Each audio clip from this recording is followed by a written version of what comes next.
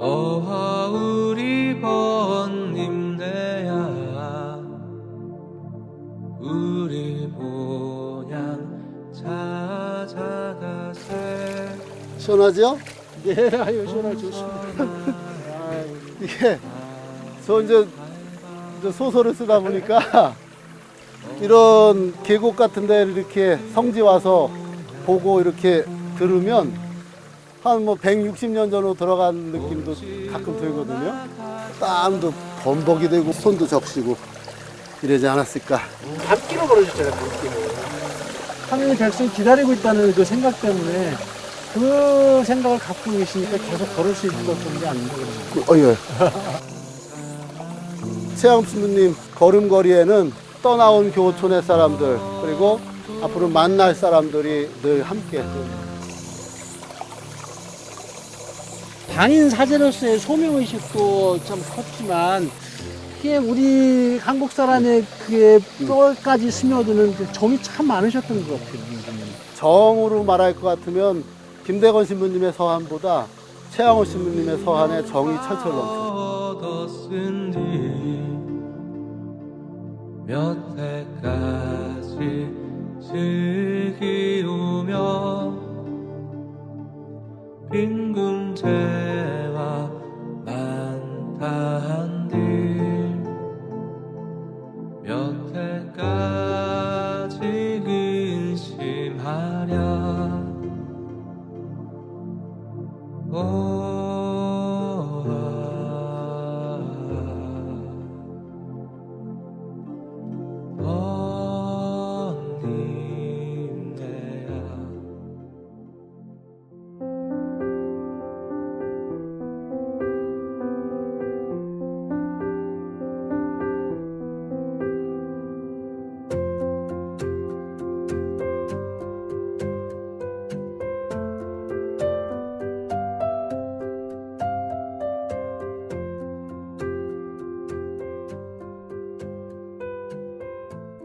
여기서 보면 간헐제가 직통으로 보여요. 포졸들이 이제 저기 언양 시내 읍내에서 떴다. 보이지, 그래서 그러면? 일로 오면 거가 우리가 먼저 보는 보이잖아요. 거지. 이쪽에서 먼저 보는 거고 이 중요하네. 앞에가 이렇게 바위로 우거져서 천년의 요새인 거예요. 여기서.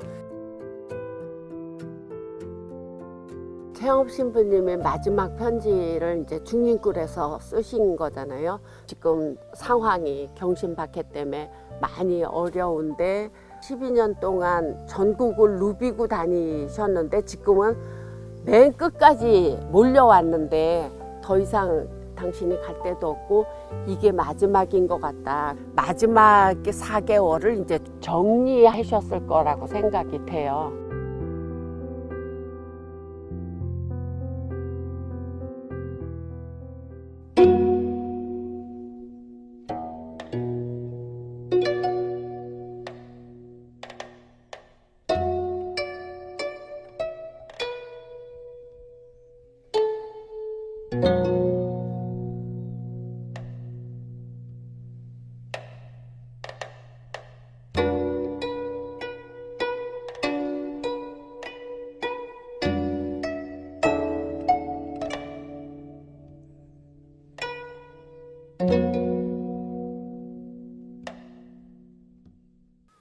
충청남도 지도를 보면 청양이 중앙에 있지요. 예산, 공주, 또 해미, 서산 이렇게 연결되어 있고 이쪽을 이제 부여랑 청양을 묶어서 하부내포라고, 내포라고 하는 게 물이 들어오는 곳인 거잖아요. 사람의 왕래도 많고 지리적 여건상 복음을 전할 수 있는 좋은 환경이었고 청양은 복음의 교역로 같은 곳이라고 생각을 하죠. 맨 처음에 최씨 가문의 신앙을 받아들이신 분은 증조부 최한일이라는 분이 이존창 루도비크에게 세례를 받으면서 최씨 가문의 신앙이 시작되었고, 최한일 분이 최인주를 낳았고, 또 최인주 분이 최양업 신부님의 아버지이신 최경환 프란치스코를 낳았고, 최경환 프란치스코 성인이 이성래 마리아를 만나서 6명의 아들을 두었는데 첫 번째 아들이 최양업 토마스 신부입니다. 1821년 최양업이 태어나면서 그의 집안은 4대에 걸쳐 천주교 신앙을 이어가게 되었다.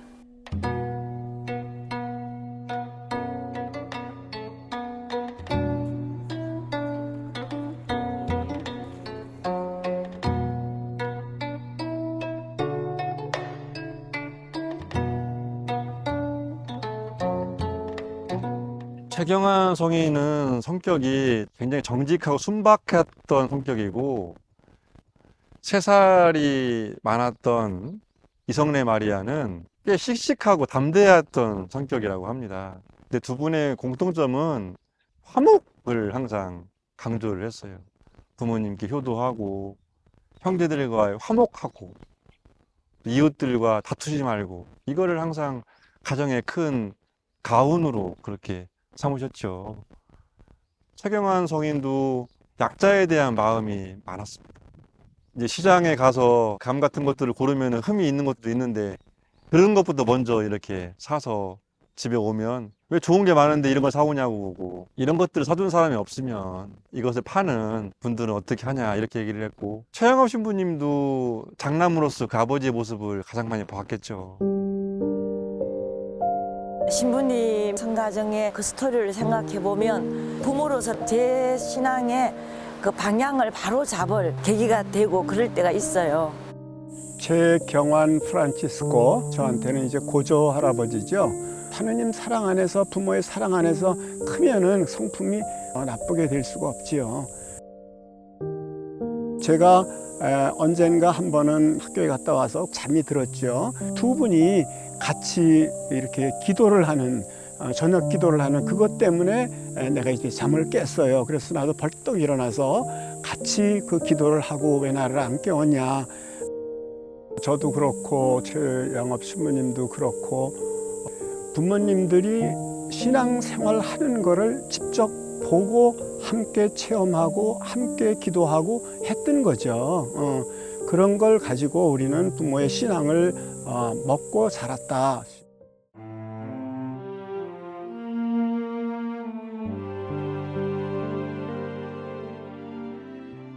당시에 우리나라의 양반들은 중국으로 유학을 갔습니다. 유학을 가서 새로운 문물을 받아들이는데 서양의 학문을 배우는 과정 속에서 양반들 중심의 천주교가 전파되는 겁니다. 조상제사 금지령으로 인해 조선의 천주교가 처음으로 큰 위기를 맞게 되었다. 천주교를 믿는 사람들은 인륜을 무시하는 이런 처사를 하고 있기 때문에 받아들일 수 없다라는 이런 갈등의 문제가 정치적인 문제로 발전하는 겁니다.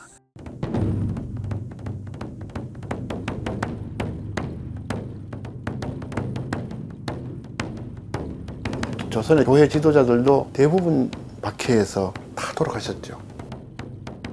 그래가지고 생각한 끝에 신앙생활은 해야 되겠다.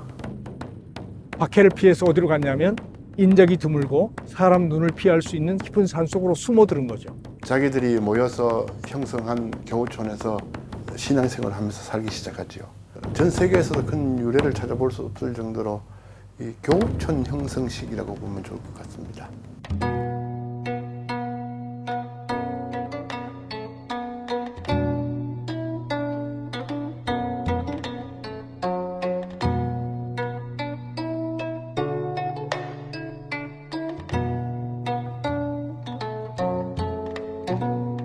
풍수원이라고 하는 가장 또 오래된 교우촌이 있거든요. 1km만 가면은 경기도예요. 이 교우촌의 지도를 보게 되면 놀라운 사실 하나는 도와 도의 경계가 가까운 곳이 많아요. 용인 사람 신태보 베드로 굉장히 자산가였고 자산을 다 털어가지고 이동을 하게 되는데 한 5, 60명씩 이렇게 대규모로 이동을 했던 모양입니다. 그래서 누가 물으면은 다 자기 하인들이라고, 사실은 교우들이죠. 경기도 이천 용인 지방에서 양평을 거쳐서 풍수원에 자리를 잡게 되는데 판을 개간을 해서 화전을 만들었고 옹기를 구워서 내다 팔고 숯을 구워서 내다 팔면서 생활했던 겁니다. 최양업의 집안도 박해를 피해 청량을 떠나 서울과 강원도 부평 등지를 전전하다 과천 수리산으로 이주했다. 우리의 역사는 아무리 종교를 탄압하더라도 그 신앙심은 안으로 점점 커져갔던 겁니다. 나는 천주교인입니다라는 걸 숨기기 위해서 표시했던 흔적들을 우리는 직접 눈으로 보실 수 있습니다.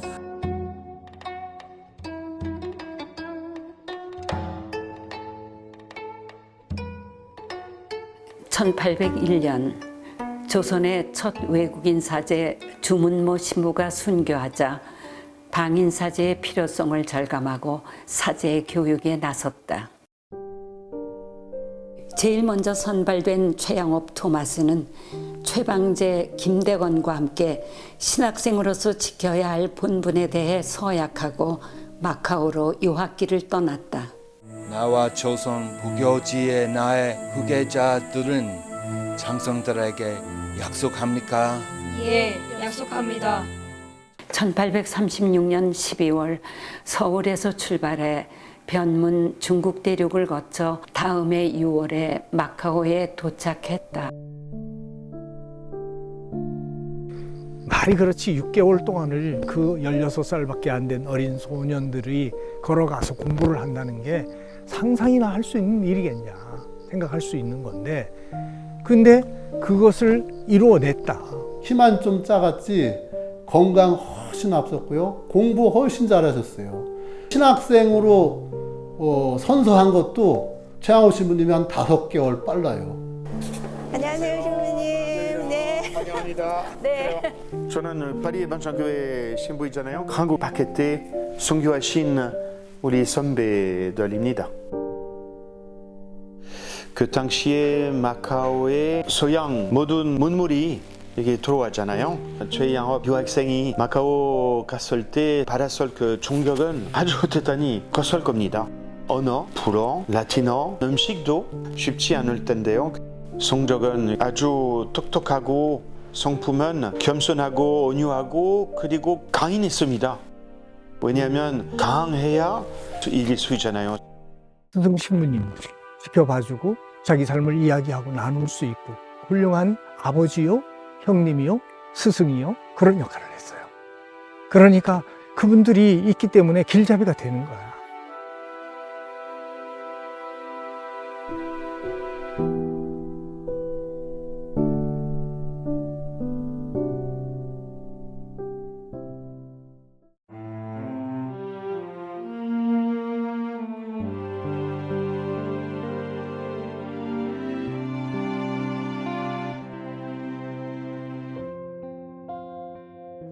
그의 첫 번째 서한은 동료 김대건이 구남 에리고노를 타고 먼저 마카오를 떠난 뒤부터 시작한다.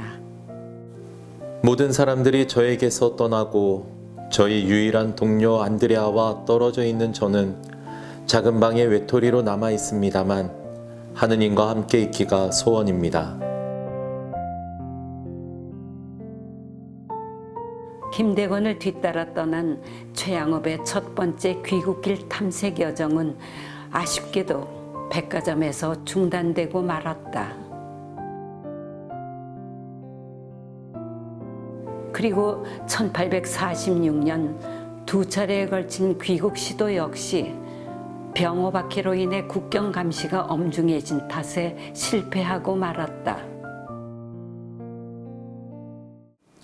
마침내 지루했던 기나긴 생활에서 해방되어 동포들을 만나기를 희망하면서 크게 기쁜 마음으로 변문까지 갔습니다. 그러나 이 희망이 산산이 무너졌습니다. 변문에서 만난 밀사로부터 전해들은 부모의 순교와 조국의 박해 상황, 그리고 김대건 신부의 순교 소식에 최양업은 이루 말할 수 없는 애통함에 휩싸였다. 너무나 비참한 소식에 경악하였고 저와 조국 전체의 가련한 처지가 위로받을 수 없을 만큼 애통하였습니다. 특히 저의 가장 친애하는 동료 안드레아 신부의 죽음은 모두에게 가장 비통한 소식일 겁니다. 둘이서 같이 그리스도의 신앙을 어떻게 전파하겠다는 그 굳은 결의를 했던 그 친구가 순교한다는 이야기를 들었을 때 절망이라고 그럴까, 무너지는 거. 그랬을 때 그분이 어떻게 일어날 수 있었느냐. 최양업 신부님은 순교를 무지하게 하고 싶어 하셨어요. 이렇듯 훌륭한 내 결애요 동포들은 벌써 순교의 월계관을 받았는데 나는 언제나 가서야 저 고난의 잔을 마저 채울 수 있겠습니까? 주님의 뜻이 무엇인가를 끝까지 찾았어요.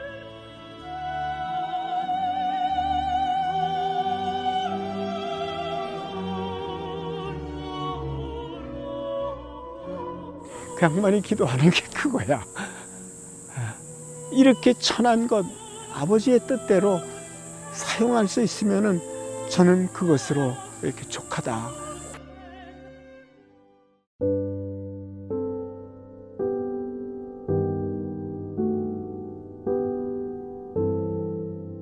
조국으로 돌아갈 기회를 간절히 염원하며 홍콩에 머물고 있을 무렵 페레올 주교는 최영업에게 순교자 행적 번역 작업을 권유했다. 1847년에 홍콩에서 번역을 한 게 정말 내가 이 글을 제대로 썼는지 모르겠다. 르그레 주아 교장 신부님한테 고쳐서 교황청에 보내주십사. 정진석 추기경님이 나는 신학교에서 라틴어 교수를 했고 사전을 옆에다 이렇게 쌓아놓고 내가 이거를 지금 번역을 하는데 사전도 없는 데서 최양업 부제가 썼던 그 라틴어가 한 문장을 마침표 없이 100여 단어를 쭉 쓰는 얼마나 고급 라틴어를 잘 썼는지 이런 얘기를 실제적으로 저한테 그냥 하신 적이 있고 교황청으로 보내진 순교자들의 행적은 엄격한 심사 결과 1857년 교황 비오 9세에 의해 가경자로 선포되었다. 따라서 최양업의 이 작업은 한국 순교자들의 시복 첫 단계에서 결정적인 역할을 했다.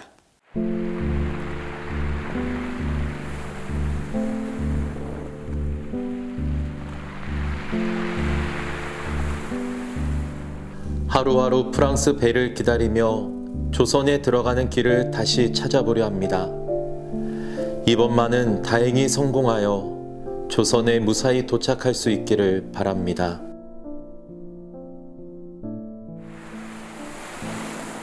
그러나 프랑스 배는 조선 앞바다에서 심한 돌풍을 만나 고군산 근처에서 좌초해 신치도에 상륙할 수밖에 없었다. 최양업 신부님이 눈물을 그냥 펑펑 그냥 흘렸던 적이 있어요. 정말 헤엄쳐서 가도 될 만큼 고국이 바로 코앞이에요. 근데도 함장이 허락을 안 해주는 거예요. 참 안타까웠을 것 같아. 조선의 상황이 얼마나 열악하고 그런데 막 갈 수가 없으니까. 천신만고 끝에 가까스로 여기까지 왔는데 부득이 상해로 되돌아가게 되어 저도 모르게 눈물을 줄줄 흘렸습니다. 당신이 삶 속에 그야말로 이끄심을 따라서 산 것이지 한 번도 자기가 원하는 대로 이게 이대로 되어지질 않았어요. 그래서 편지 속에 계속 섭리를 얘기하시거든요.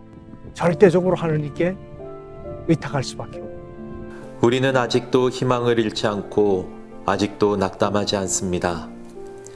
여전히 하느님의 자비를 바라고 하느님의 전능하시고 지극히 선하신 섭리에 온전히 의지하고 있습니다.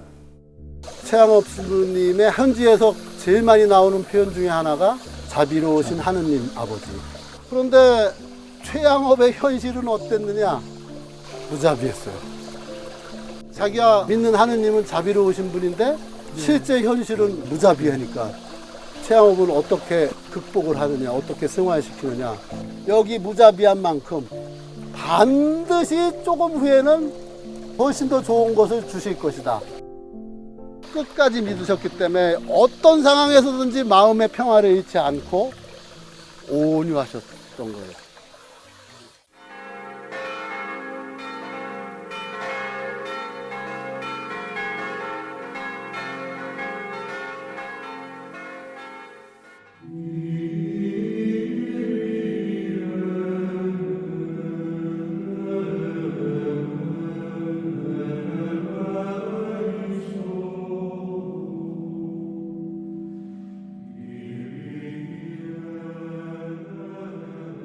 최더마 신부님도 자기 부모를 떠나서 그 먼 곳을 가가지고 거기서 신부가 13년 만에 돼서 돌아오는데 그때 모든 것이 다 변하고 부모님도 다 순교하고 같이 갔던 그 김 신부님도 순교하고 그런 거를 예측이나 했겠어요? 국경 경비를 통과해서 제가 그리운 고국에 들어갈 가능성이 없습니다. 없습니다. 그런데 그냥 하느님의 자비하심만 믿고 갑니다. 우리는 가능성을 따지잖아요. 저도 가능성 따집니다. 엄청 많이 따져요. 최양호 신부님은 우리처럼 머리로 계산하고 퍼센트를 따지고 계획을 하신 게 아니라 그냥 가십니다. 뭘 믿고 가느냐면 하느님의 자비하심을 믿고 갑니다. 최양호 신부님의 희망은 하느님의 자비였습니다. 5번에 걸친 귀국의 시도 끝에 한국을 들어오시게 됩니다. 엄동설 안에. 한겨울 혹한의 칼바람을 뚫고 조선 문턱에 다다른 최영업 신부는 부푼 열망을 안고 얼어붙은 땅을 걸어 꿈에 그리던 조국의 영토를 밟았다. 1849년 말 한국에 들어오셔가지고 이거 충청도 페레올 주변에 계시는 데로 가시잖아요. 그래가지고 그 주변 일대를 다 돌아다니십니다. 49년에 철종이 임금이 되셨으니까 최양업 신부님도 49년도 말에 조선에 사제가 돼서 입국했으니까 거기 같이 가는 거죠. 정치는 혼탁했고 기강은 문란해져 탐과 놀이가 늘어 백성은 도탄에 빠지게 되었다. 비옥했던 삼남지방은 그 어느 곳보다 착취의 피해가 컸다. 표현할 수 없을 만큼 망가져 있다. 견디다 못해가지고 외부로 표현되고 폭발하는 것이라고 볼 수가 있다면 화산이 폭발할 때 밑에는 뭐가 있어요? 더 큰 용암이 끓고 있는 거잖아요. 홍경래의 난부터 시작해가지고 진주 밀란, 홍학 농민 운동까지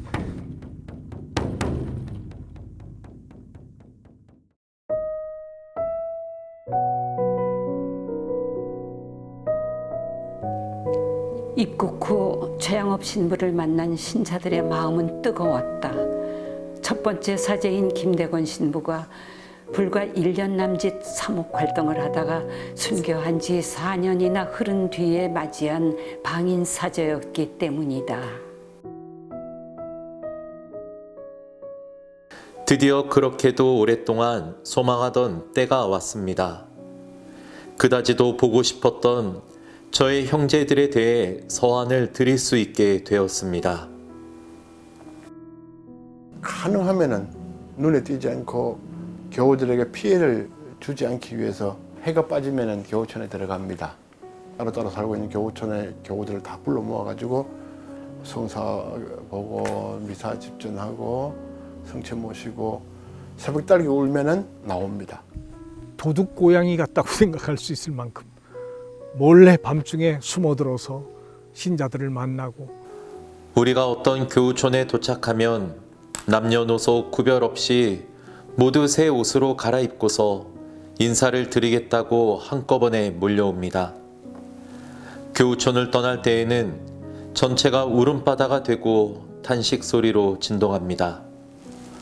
어떤 사람들은 저를 못 떠나게 저의 옷소매를 붙잡고 어떤 때는 좀 더 오랫동안 제 뒷모습을 지켜보기 위해 야산 등성이에 올라가기도 합니다. 떠날 때 신부님 옷자락에 정표를 남기려고 눈물을 묻히고 그냥 보이지 않을 때까지 산등성이까지 올라가서 신부님이 사라지는 모습을 바라보고 있었다 하는 이야기를 하잖아요. 이제 그런 걸 보면은 사람들과 함께하고 그를 자라나게 하고 살게 하는 그 자리에 당신이 함께 하셨다. 이제 그런 모습을 우리가 이제 볼 수 있는 것이라 생각하는 거죠.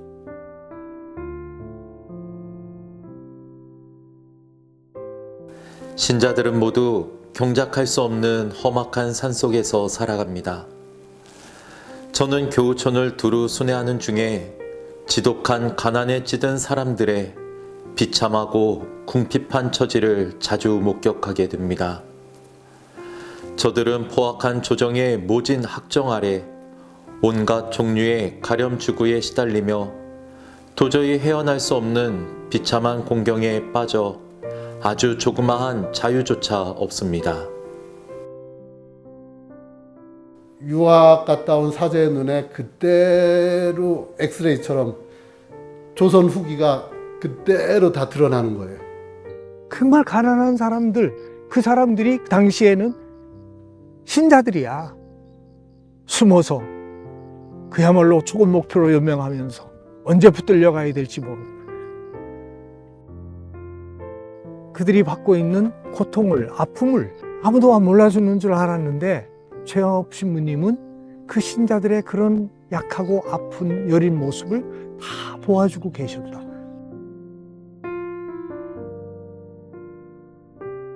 최영업 신부의 여정에는 시련과 슬픔, 고뇌와 아픔이 항상 함께했다. 아무것도 해줄 수 없는 자신의 한계와 부족함을 한탄했고 고통받는 교우들에게 조금이라도 더 가까이 다가가려 애썼다.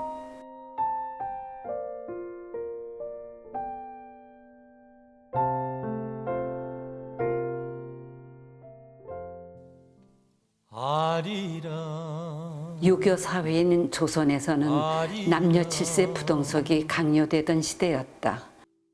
달래 신부는 한국 천주교회사에서 여자는 남편의 허락 없이는 외출도 할 수 없고 따라서 여성 교우들은 성사에 전혀 참여할 수가 없었다고 기록했다.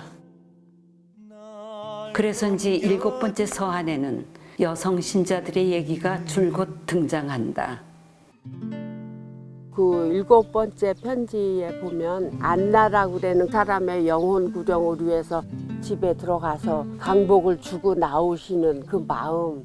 최영업 신부님은 마치 요즘 말하면 007 작전처럼 그 안나 자매님한테 성사를 내가 줄 시간이 없으니 미리 고해성사 그 제 항목을 쪽지에 적어라.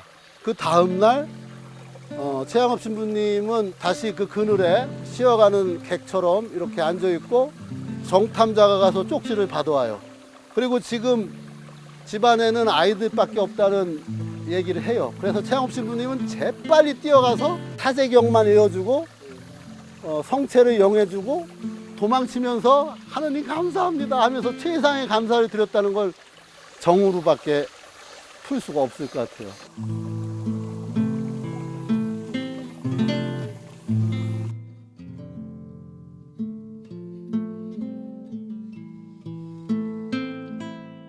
당신이 쓴 편지 속에 그 양반이면서 부녀자들이 겪는, 신앙을 갖기 위해서 겪는 그 어려움, 또 아녀자들이 겪는 어려움, 또 처녀들이 동정을 지키려고 신앙 때문에 겪는 어려움, 이런 문제들에 대해서 너무나 생생하게 당신이 다 보고 느끼면서 찾아가서 그들을 위로하고 아픔을 어루만져주고. 그냥 하나님을 사랑하고 이웃을 사랑하자 이런 차원이 아니고 정말 동포들이 겪는 그 어려움이 애간장이 끊어지는 듯이 그렇게 하는 그게 굉장히 깊이 왔어요. 최영업 신부님의 애주애인 그거를 아주 깊이 느끼고 그거를 제가 많이 본받으려고 애를 쓴 것 같아요. 신부님 어려운 시간 내주셔서 감사합니다. 아이고야. 감사합니다. 탄광촌에서 생활을 할 때였는데, 근데 이제 아침에 그 동네 길을 산책하면 집집마다 밤새도록 다 탄 연탄재를 길바닥에 그냥 갖다 놔. 다 버리는 거지. 그런데 문득 어느 날 그 연탄이 나한테 한마디 하는 것 같아. 내가 이렇게 다 하얗게 된 거는 다 타서 그렇다. 근데 너도 머리가 허연데 너도 탔냐? 근데 난 탄 게 없어. 생각해 보니까.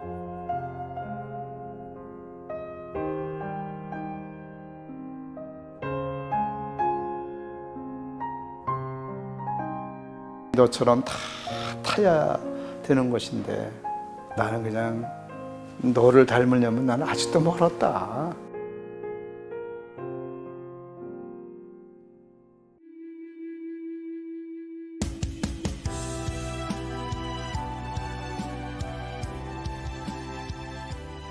최양업 신부는 3년 동안 베티에 머물면서 한문 기도서와 교리서를 한글로 번역했고 누구나 외우기 쉽도록 한글 천주가사를 지어 널리 보급하였다. 쉬운 한글 덕분에 산골에서도 신자들이 천주교 교리를 배울 수가 있습니다. 우리나라 알파벳은 10개의 모음과 14개의 자음으로 구성되어 있어 아주 쉽게 글을 깨칠 수 있습니다. 그의 한글 작업은 이 땅에 천주교가 뿌리 내리는 데 지대한 역할을 했고 나아가 한글의 대중화에도 크게 기여했다. 한글 궁체거든요. 이거를 쓰는 기간은 12년 조금 넘은 것 같죠. 최양호 신부님은 조금 더 남들보다 일찍 만났다고 하는 표현이 맞을 것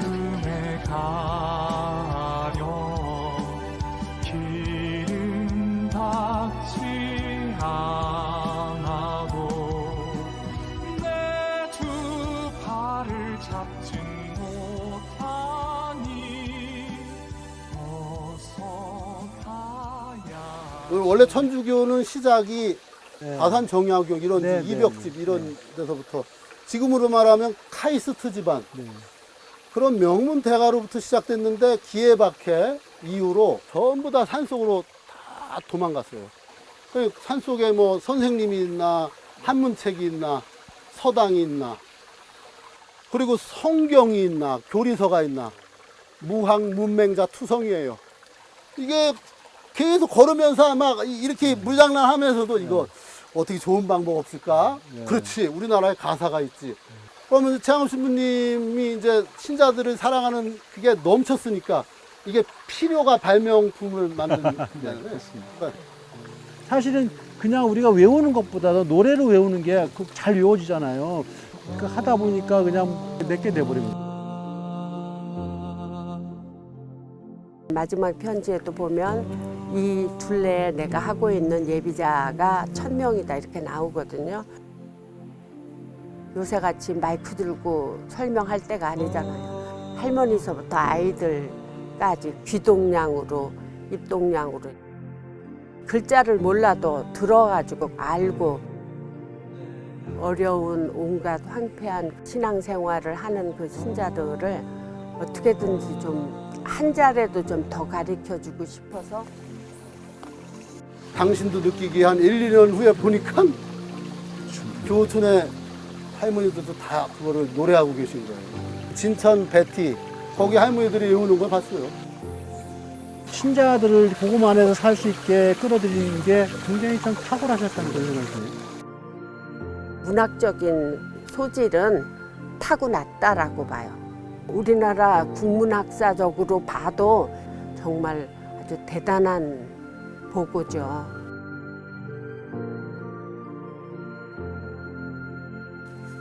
최양업 신부의 천주가사는 한국 천주교의 토착화의 밑거름이 되었다.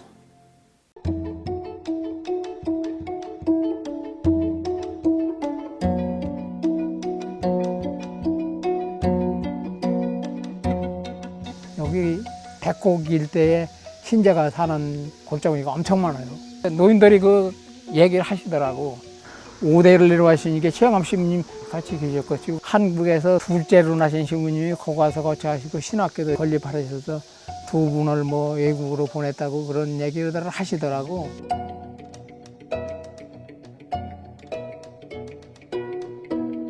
이 자리가요. 베티에서는 그 어떤 자리보다 중요한 자리입니다. 우리나라 최초의 신학생들을 가르쳤던 장소예요.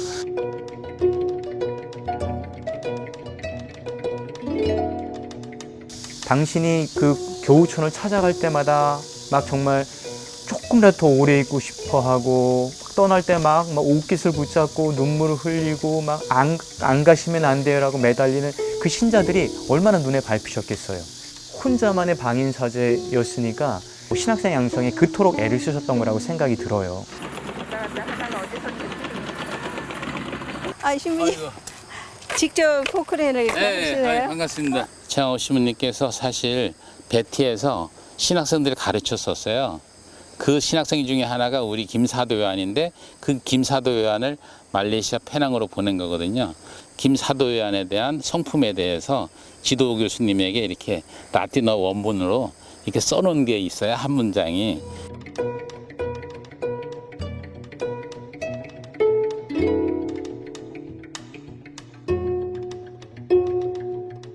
우리 신부님들하고 신학생들이 최양호 신부님의 영성을 잘 깨닫고 보고 배우면 아, 내가 사목자로 살아가야 될 모습은 저 모습이구나 라고 구체적인 그 모습을 그것들이 눈에 그려진다니까요. 전 세계 본당 신부들의 주보 성인이신 요한 마리아 비안네 신부님, 그분은 외국 분이시고요. 근데 지금 우리한테 나랑 같은 땅에 살았던 그 선배인 최양호 신부님의 모습은 요한 마리아 비안네 신부님보다 훨씬 더 구체적으로 우리에게 모범이 되시는 분이라고 생각해요.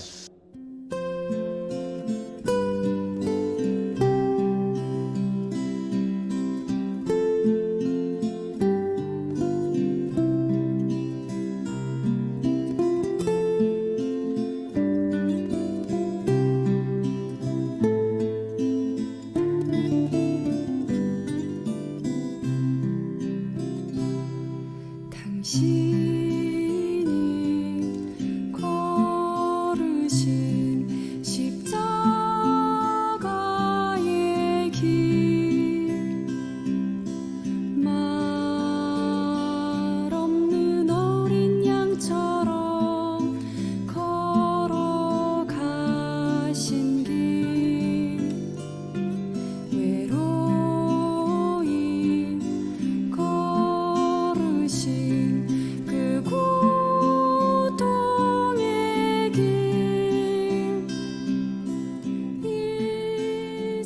12년 동안 걸으셨다는 거잖아. 어디 다니셨냐? 아, 여기 지도 있다. 남한 전체가 지금 신부님이 거의 다 사목지인데? 우리처럼 이렇게 낮에 걷는 것도 아니고 또 밤에 몰래 걸리면 안 되니까. 지역적인 박해다 보면 강원도에서 박해하는 것이 충청도는 안 해요. 정말 믿음을 가진 사람들끼리 연결되어서 안전을 도모하면서 자기들의 신앙을 지켜나갈 수 있었던 것이라고 보는 거죠.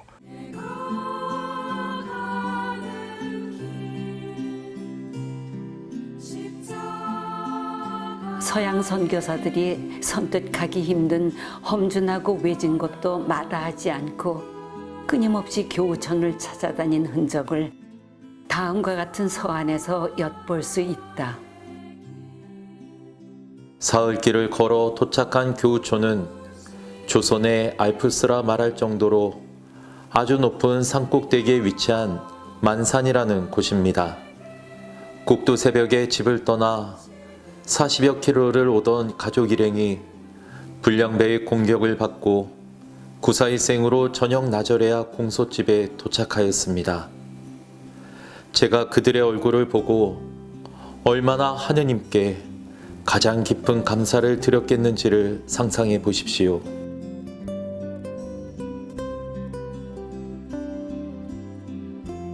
저는 며칠 후 여기서 700리 떨어진 새 교우촌으로 출발할 예정입니다. 이 교우촌은 귀양간 신자가 그 마을에 복음의 씨를 뿌려 최근에 교우촌을 형성한 곳입니다. 부잣집 종으로 들어간 이 종을 통해 주인 마님이 천주교 진리를 알게 되고 열심히 신앙생활을 하던 중 남편에게 발각되었습니다. 분노한 남편은 엄포와 매질까지 하면서 아내의 마음을 바꾸려 하였습니다. 그러나 죽기로 마음먹고 관과로 끌려가던 아내의 굳센 용기에 감복한 남편이 마침내 마음을 돌리고 아내를 집으로 데려왔습니다. 간월에 사는 한 청년이 공소회장을 찾아가 교리 배우기를 여러 번 청했다. 그리고 자신의 가족들과 이웃들에게 복음을 전했다. 다음 해에는 세례받을 준비를 다 마치고 자기 마을에 공소집을 마련하겠다고 약속했다. 다음 해에 제가 그들의 집에 도착하였을 때 놀라운 광경이 벌어졌습니다. 들어가서 인사하자마자 무슨 말을 하기도 전에 교우들 전체가 어떤 감정이 북받쳐서 목을 놓아 대성통곡하기 시작하였습니다. 한참 만에야 그들을 간신히 진정시키고 공소방에 들어가 찰고를 받을 때 또 한 번 놀랐습니다. 겨우 10살밖에 안 된 어린 꼬마들이 기도문을 청산유수로 외우는데 그 광경이 신기하기 이를 데 없었습니다. 이와는 대조적으로 노인들은 종일 경문을 외우면서도 한마디도 입에 담지 못해 애를 쓰는 모습이 안쓰러웠습니다.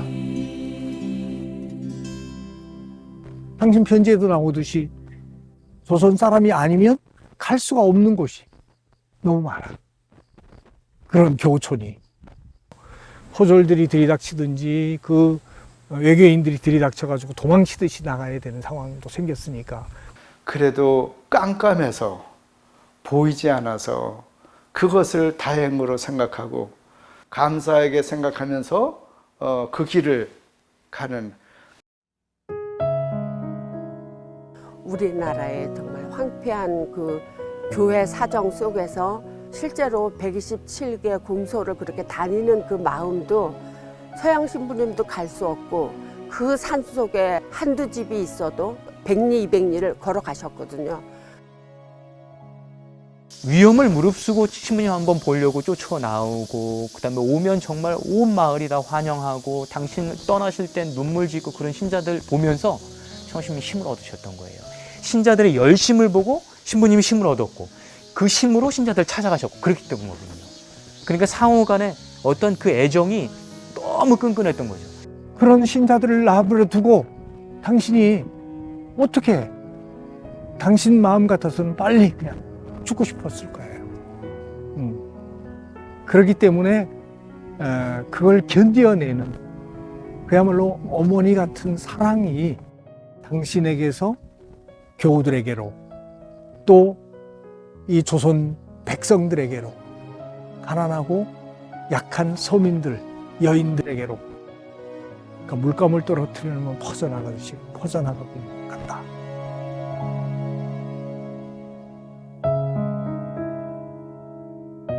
꽃은 소리 없이 피어나지만 만개하면 향기를 뿜어내듯이 최양업 신부의 삶은 견뎌내고 참아내고 기다려야만 하는 꽃향기와도 같았다.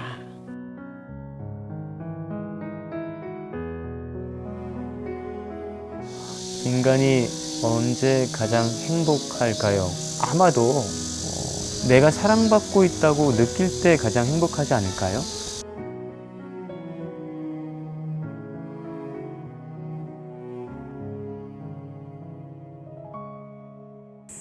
이분이 달릴 길을 달렸죠. 하느님의 뜻을 위해서. 그분의 삶이라고 그러면 다른 걸로 표현되지가 않아요. 모든 힘을 다해서, 모든 정성을 다해서, 내 목숨을 다해서 사랑하는 거.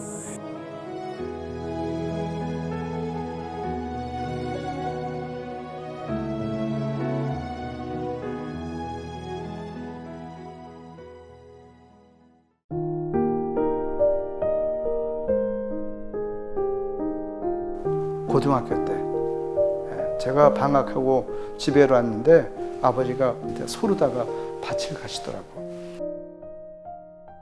근데 밭 가는 게 재밌어 보이더라고. 내가 한번 해보겠다 그랬더니 고삐로다가 궁둥이를 탁탁 치시고 이렇게 하면서 가르셔. 내가 가르쳤던 밭고랑은 꾸불꾸불해 이렇게. 제가 물었어요. 아버지는 똑바로 가는데 나는 거기다 맞추려고 해도 안 돼 이게. 그때 우리 아버지가 저 끝에 낙엽성이 있지 않냐. 밭을 갈면서 여기도 보고 거기도 봐라. 저걸 보면서 이걸 보면서 가면 똑바로 가를 수 있다. 밭을 가는 이것은 현실이고 흔들리지 않는 그것은 인생이 살아가면서 어떤 것이든지 변함이 없는 거 하느님으로 생각이 들더라고. 난 현실 안에 살지만 변함없고 흔들리지 않는 것에 목표를 두고 현실을 살아간다면 그것이 내 인생을 균형 있게 잘 살아가는 것이다.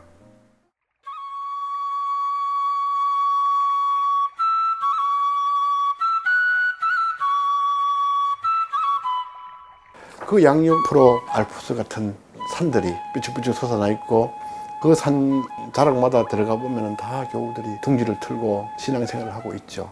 경상도와 충청도 사이에 있는 문경세제는 그가 사목순방을 위해 주로 지나다녔던 곳이다. 험준한 산길을 오가느라 몸은 점점 지쳐갔지만 골짜기마다 숨어 자신을 간절히 기다리는 신자들을 생각하며 그는 걷고 또 걸었다.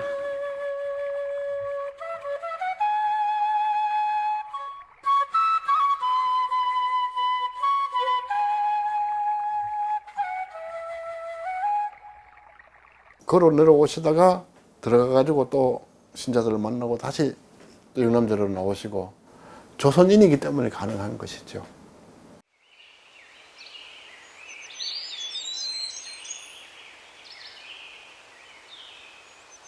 이제 여기 몽해묵은 다른 길이 없어요.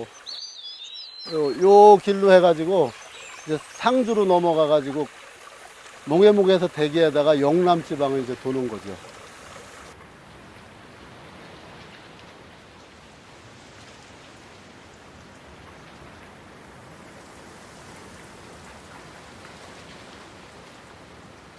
단순히 그 힘든 길은 가고자 하는 희망만 갖고는 어려웠을 거라고 생각해요. 하느님 일을 한다는 그런 소명의식을 갖지 않으면 그 기진한 몸을 끌고 넘지 못했으리라고 생각합니다. 이 길을 걸으시면서 아마 하늘에 있는 친구한테도 많이 의지하면서 걸으셨을 겁니다.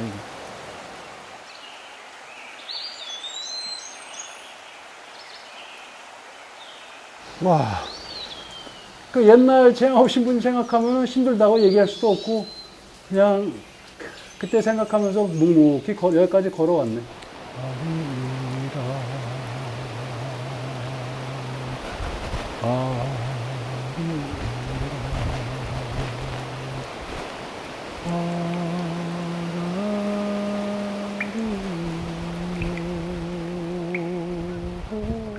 그래도 이렇게 산속에 이렇게 굴 속에 모여 있으면 기도가 절로 됐을 거야. 같이 고생하고 같이 기도하고 여기서 이제 몰래 숨어서 이제 여기서 기도하고 같이 뭐 그러고 그랬던 것 같아요.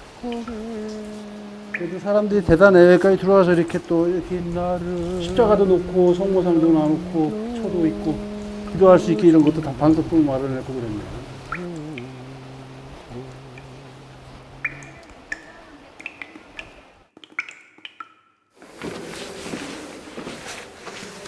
이건 뭘까? 조선 소년들의 목소리가 매우 쉰 목소리이고 음정도 전혀 맞지 않았기 때문에 이를 고쳐보려는 생각으로 음악을 배우게 됐었다는데? 그래가지고 30프랑짜리 송금분을 사서 보내달라 했구나. 근데 신부님이 또 계몽주의자라고 하셨더라고.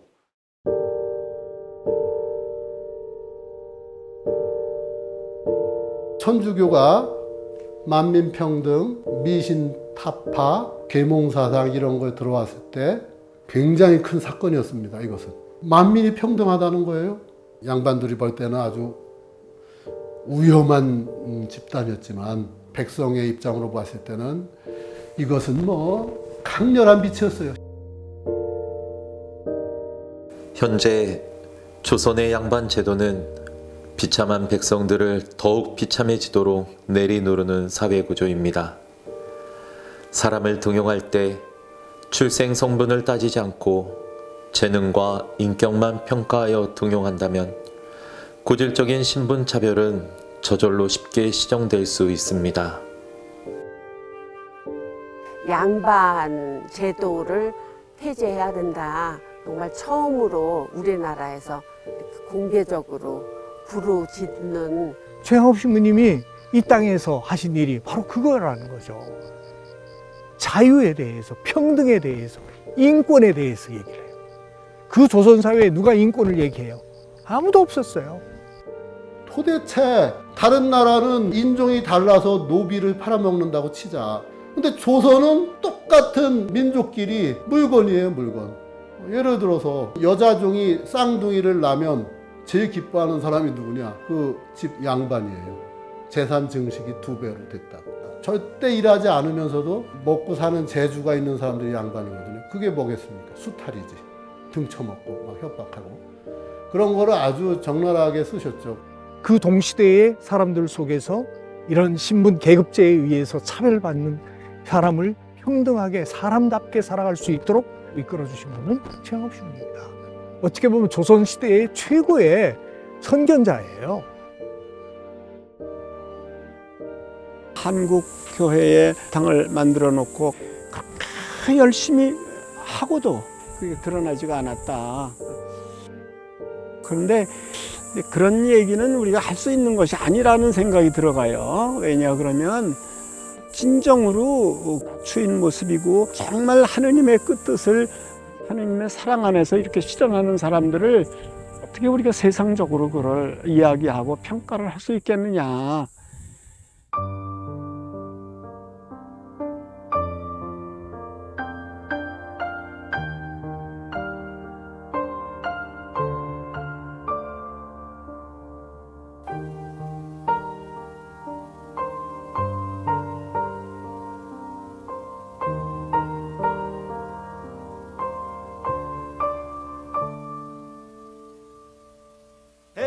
우리는 항상 사슬에 묶여 있는 것처럼 그저 가슴을 치고 있을 따름입니다.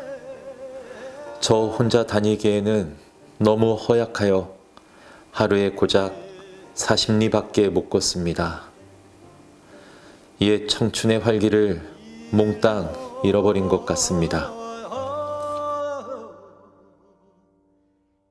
1년 365일을 매일 순교하듯이 12년 동안을 사신 분이에요, 일상을. 한 번 치명하신 것보다 훨씬 더 힘든 그런 나날이었어요.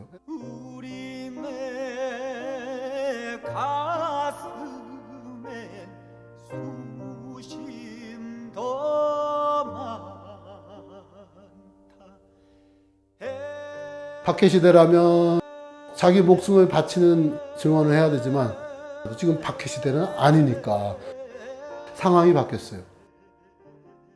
진정한 순교는 최양업 신부님처럼 그렇게 일상을 살아낸 것처럼 작은 부분들 안에서 기쁨을 일구어내고 서로 기뻐하고 이렇게 상대방 귀 기울이면서 또 내 말 하면서 요게 사실은 지금 진짜 필요한 것 같아요.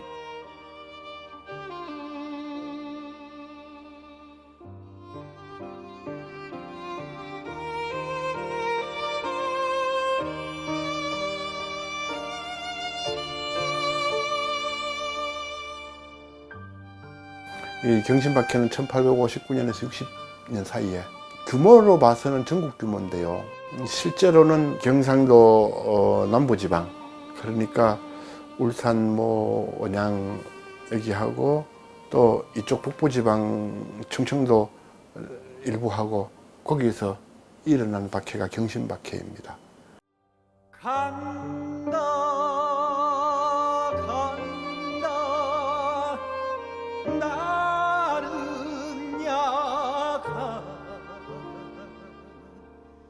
전국적으로 천주교 신자들이 대단히 많다고 추정되고 있습니다. 그래서 조정은 천주교인들을 다 감옥에 가둘 수 없다고 판단한 모양입니다. 부졸들이 주민들을 선동하여 신자들을 핍박하도록 충동하고 있으니 이러한 박해 방법이 우리들에게는 훨씬 더 가혹하고 훨씬 더 치명적입니다. 저 천주교 신자들 한 몇 년 동안 좀 재산 좀 모아놨어. 저거 니네가 뺏어가도 돼. 그리고 천주교 신자들 관연한 딸이 시집 안 간 예쁜 딸들 많아. 그거 밤에 가서 보쌈해도 돼. 하느님을 믿겠다고 나서서 착하게 살고 열심히 하느님을 믿고 이웃을 사랑하고 사는데 재산 빼앗기고 산속으로 도망다니면서 살아야 하고 그나마 붙잡히면 죽어야 하고.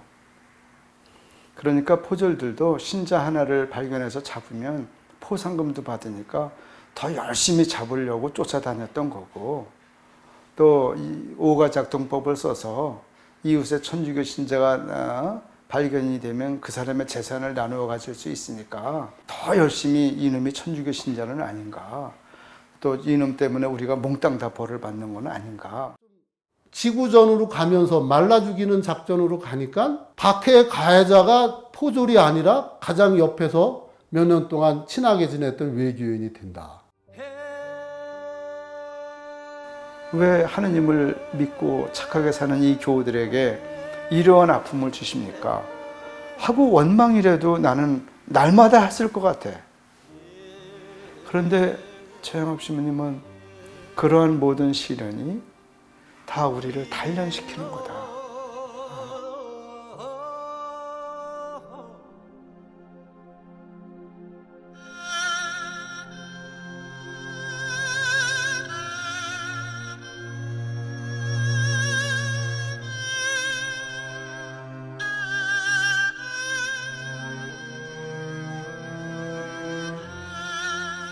최영업 신부님도 삶이란 무엇이고 죽음이란 무엇인가, 영생불사라는 것은 또 뭔가 길을 가시면서 인간적인 고뇌가 따랐을 겁니다.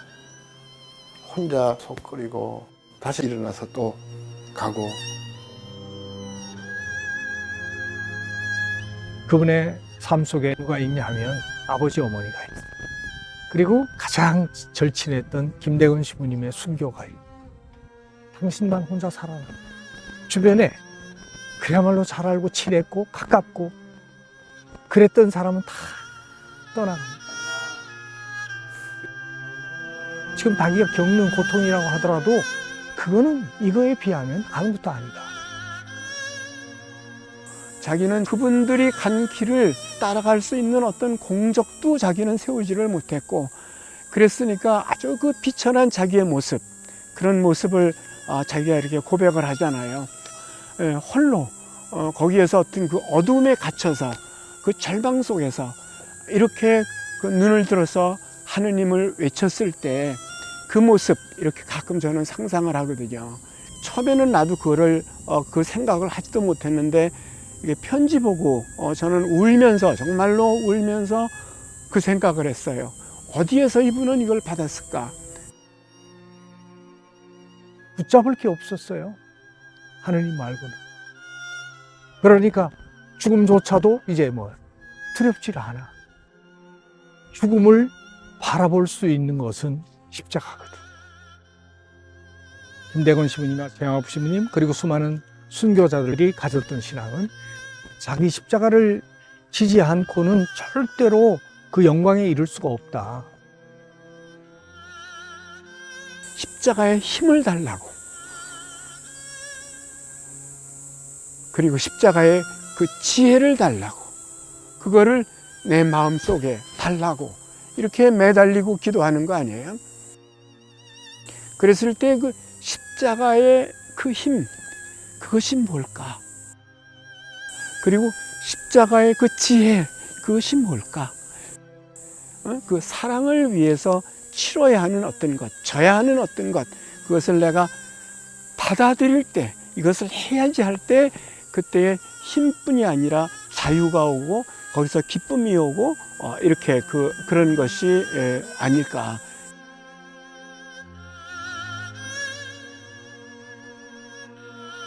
돈이 내 마음대로 벌려요? 부인이나 남편이 내 마음대로 돼요? 내 뜻대로 돼요? 자식 내 뜻대로 돼요? 사는 게 내 뜻대로 되냐고.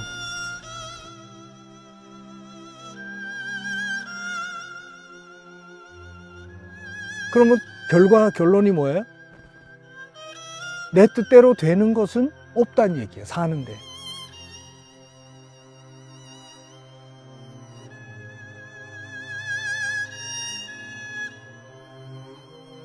피할 수 없는 거를 피하려고 하면 삶이 고된 거고, 피할 수 없는 거니까 기쁘게 받아들이면 어렵지 않고 힘들지 않아진다.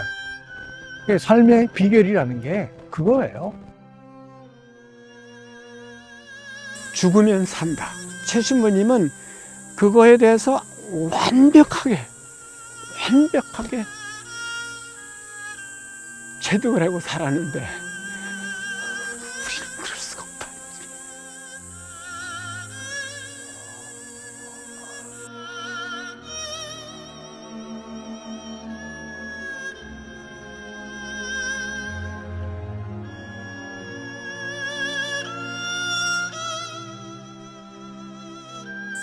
(50년) 전 9월 16일 서품 받고 17일 이 자리에서 첫 미사를 봉헌하였습니다. 그런 지가 50년이 되었습니다. 그동안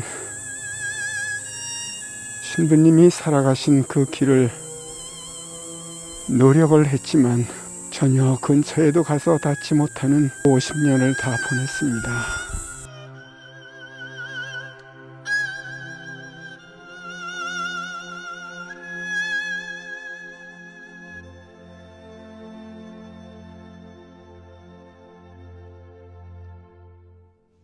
Vittime Paschali laudes, imorem Christiani, agnus redemido 귀국하여 사목순방을 시작한 지 11년.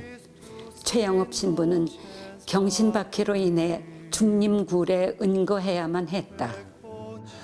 저는 조선의 맨 구석 한 모퉁이에 갇혀 있습니다. 어딜 가든지 계속 추적하는 포졸들의 포위망을 빠져나갈 희망도 없습니다. 회롱 신부의 기록에 따르면 박해로 인해 제대로 이루어지지 못한 성사를 집전하기 위해 과도할 정도로 사목순방에 몰두한 나머지 최영업 신부가 휴식할 수 있는 날은 한 달에 겨우 나흘 정도였다고 한다. 19번째 편지, 그 편지 맨 끝부분에 박해로 중단됐던 사목 보고를 올립니다. 그러면서 그동안 고해 성사 준 사람이 뭐 1,몇백 명, 영서자가 몇 명, 예비자가 몇백 명 이렇게 쭉 하시면서 마지막으로 그걸 쓰신 거야. 근데 그 내용이 저는 읽으면서 그래 이게 사제다.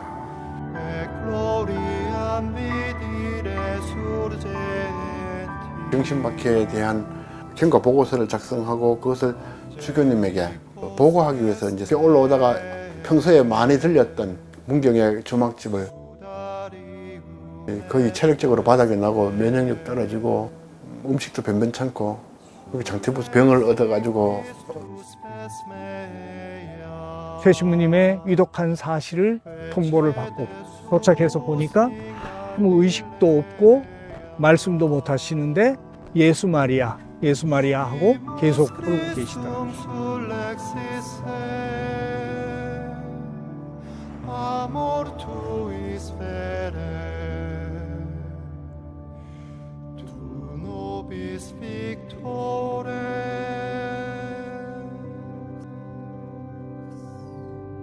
그리고 8시간 후에 임종하시게 돼요.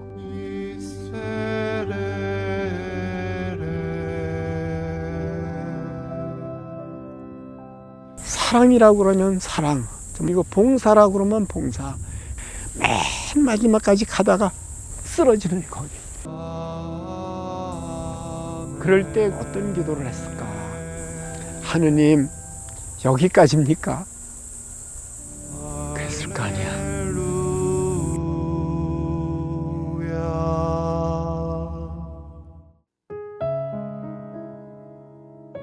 베르네 주교는 최양업 신부에 대해 굳건한 신심과 영혼 구원을 위한 불같은 열의, 그리고 대단히 값지고 훌륭한 분별력을 지닌 우리에게 매우 소중한 존재였다고 회고했다.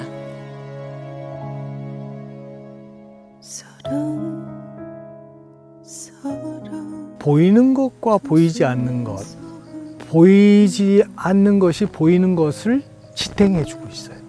이 나무를 지탱해 주는 것은 땅에 묻힌 뿌리잖아요. 우리는 잊고 살아요. 너무 보이는 것에 집착하고 그것이 전부인 것처럼 착각하고 살다 보니까 조금만 낮아져도 드러나지 않아도 중요하지 않은 것처럼 착각하면서 산다.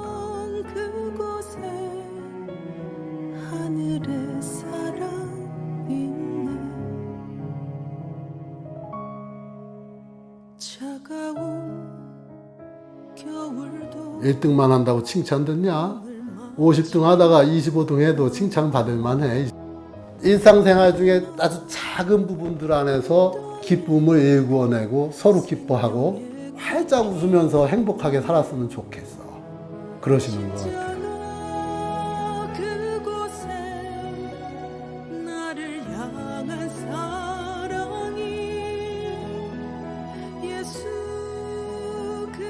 최양호 신부님도 내 한 몸이 부서지는 한이 있더라도 길을 가다가 길 위에서 죽는 한이 있더라도 그런 심정으로 아마 조선 팔도를 유랑하셨을 거라고 생각을 합니다. 나만 행복한 것이 아니라 다 같이 행복하기를 모두 꿈꾸잖아요. 여기에 있는 우리가, 내가 만들어 나가지 않으면 안 되는 겁니다.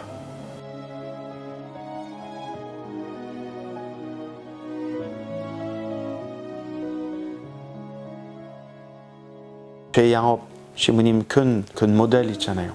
예. 당시에 살겠었다면 여기 같이 여기 두루 다니고 싶은 마음이 있어요.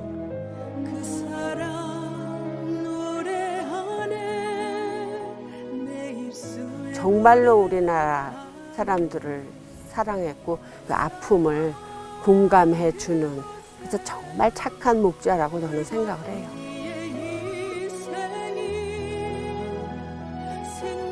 길에서 길을 걷다가 길이 되신 분이라고.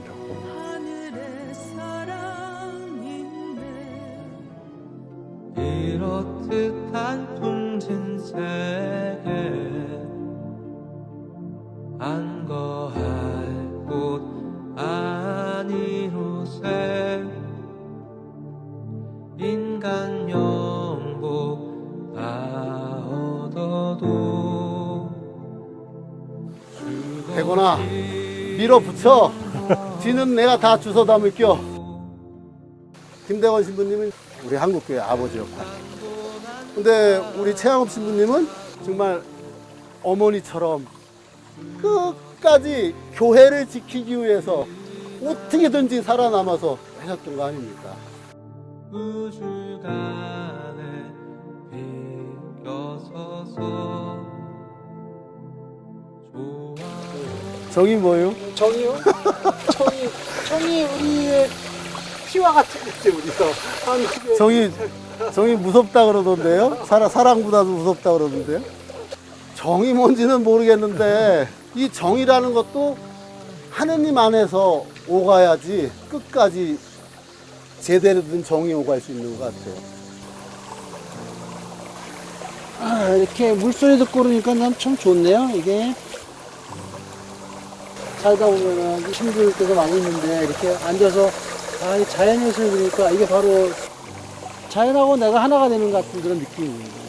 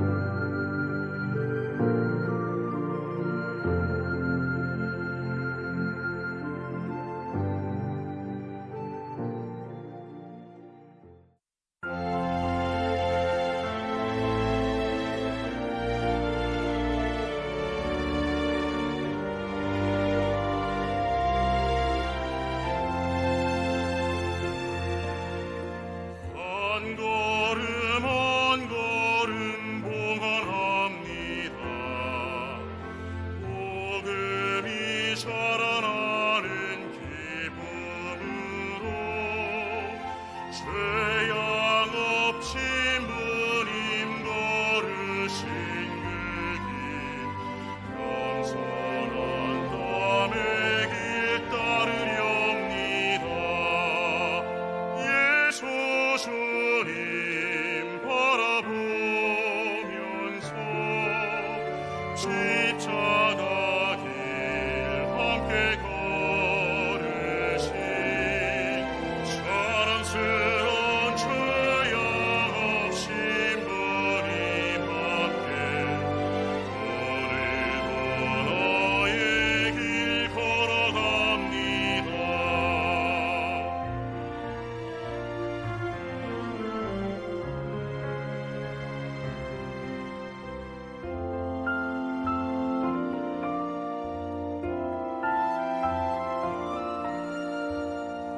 천사